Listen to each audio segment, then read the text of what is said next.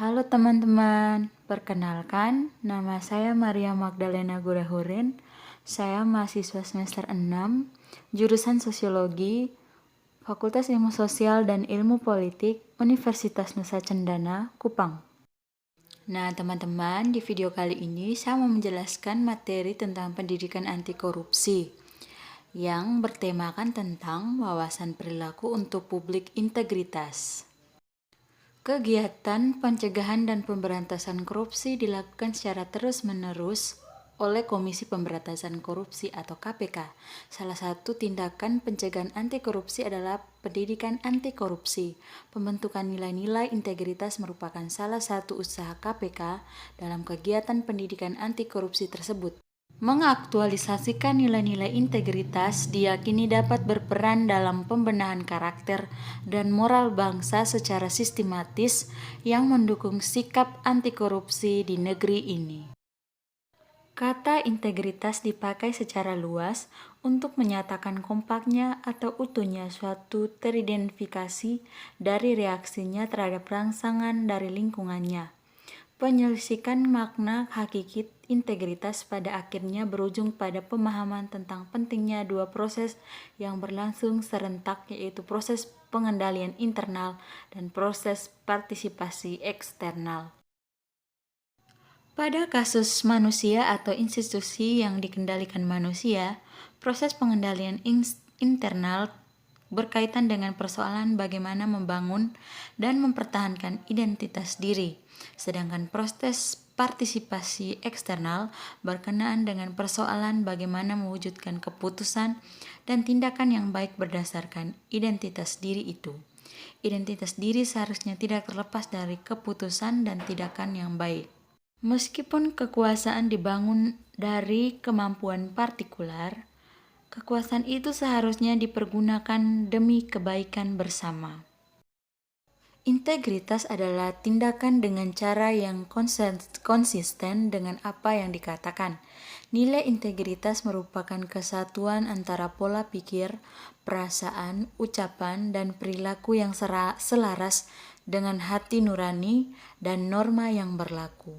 Integritas merupakan salah satu nilai-nilai dasar pribadi yang harus dimiliki masyarakat, yakni dengan bersikap, berperilaku, dan bertindak jujur terhadap diri sendiri dan lingkungan. Konsisten dalam bersikap dan bertindak, memiliki komitmen terhadap misi pemberantasan korupsi. Objektif terhadap permasalahan, berani dan tegas dalam mengambil keputusan dan risiko kerja, disiplin dan bertanggung jawab dalam menjalankan tugas dan amanah.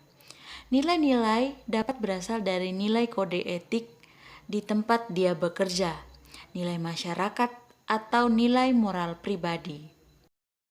Selanjutnya, integritas publik. Integritas publik merupakan kualitas perilaku seseorang atau organisasi yang sesuai dengan nilai-nilai, standar, dan aturan moral yang diterima oleh anggota organisasi dan masyarakat.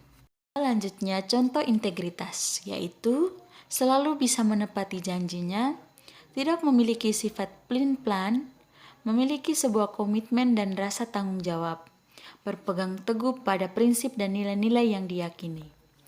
Integritas dalam bekerja adalah integritas suatu konsep yang berkaitan dengan konsistensi dalam tindakan, nilai, metode, dan prinsip. Di dalam dunia kerja, integritas merupakan suatu nilai penting yang dicari rekruter.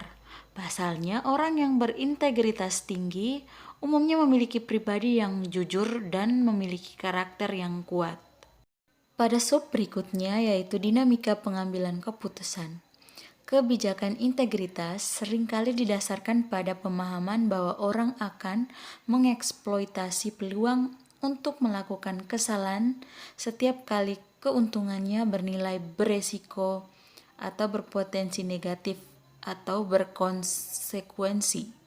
Dengan kata lain, individu diasumsikan menimbang kemungkinan mendapatkan tertangkap, yaitu ketatnya controlling internal dan eksternal, dan mekanisme deteksi sanksi berikutnya terhadap keuntungan yang tidak semestinya yang bisa mereka peroleh melalui tindakan atau kelambanan.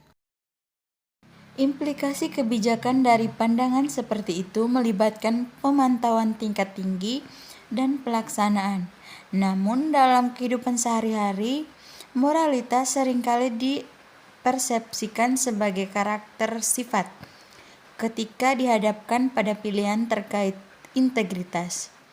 Diasumsikan bahwa seseorang akan melakukannya dan berkonsultasi dengan nilai-nilai pribadinya dan bertindak sesuai dengan nilai-nilai itu. Memang korupsi perilaku sering diartikan sebagai perpanjangan dari karakter buruk dari mereka yang terlibat. Penelitian perilaku menantang analisis biaya, memanfaatkan yang sangat rasional, dan juga analisis pemahaman terbatas tentang moralitas sebagai ciri karakter. Sebaliknya, lebih menuansa gambaran dinamika di balik pilihan moral. Dalam sistem ini, integritas yang berfungsi dengan baik dalam individu yang menggunakan kekuasaan diskresioner. Pada dasarnya, kebijakan integritas dapat berdampak pada dinamika internal pengambilan pilihan moral dan mendorong individu untuk mengikuti pedoman moral mereka dengan bekerja untuk mempengaruhi titik acuan moral seseorang. Nah, berikut titik acuan moral yang dibagi atas dua cara. Yang pertama, meningkatkan titik acuan moral. Yang kedua, menekankan titik acuan moral. Pada sub berikutnya yaitu integritas dalam konteks interaksi sosial. Pilihan moral tidak diambil secara terpisah. Keputusan manusia seringkali didorong oleh sosial motif seperti loyalitas, membangun kepercayaan, membalas budi, atau membantu seorang dari situasi yang rumit.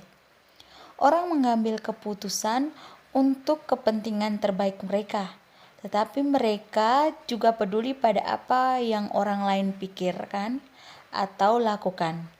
Motif sosial bisa mendukung integritas, tetapi bisa juga berfungsi sebagai alasan sebuah keputusan untuk berkorupsi.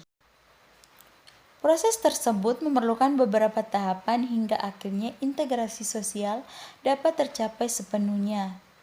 Berikut beberapa proses yang harus dilewati. 1. Proses interaksi. 2. Proses identifikasi. 3. Proses kerjasama. 4. Proses akomodasi. Berikutnya peran timbal balik untuk integrasi. Penentu sosial dari perilaku etis dapat dipahami secara luas dengan satu konsep yaitu timbal balik. Timbal balik adalah perilaku sosial yang dapat diamati pada derajat yang berbeda di setiap budaya di dunia. Berikutnya, penerapan wawasan perilaku untuk kebijakan integritas. Pada dasarnya, ada dua pendekatan untuk menerapkan wawasan perilaku terhadap integritas kebijakan, yaitu pertama, memikirkan kembali kebijakan integritas yang ada dan desain sistem integritas yang terkait bukti perilaku. Yang kedua, merancang intervensi khusus untuk memperbaiki perangkap perilaku.